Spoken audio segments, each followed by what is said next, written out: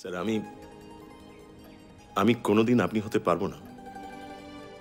আমি ডক্টর অম্বরীশ রায় হতে পারবো না স্যার।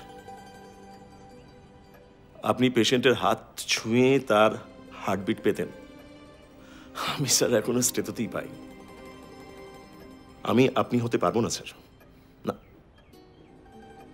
স্যার। সেদিন আমি সেই মুহূর্তে খুব একটা দোটানায় পড়ে গেছিলাম স্যার। আমি কেন হিপোক্রেটাসের শপথ বাক্য ভুলে গেলে? I solemnly pledge myself to consecrate my life to the service of humanity. The health of my patient will be my first consideration. I will maintain the utmost respect for human life from the time of its conception. Even under threat, I will not use my medical knowledge contrary to the laws of humanity.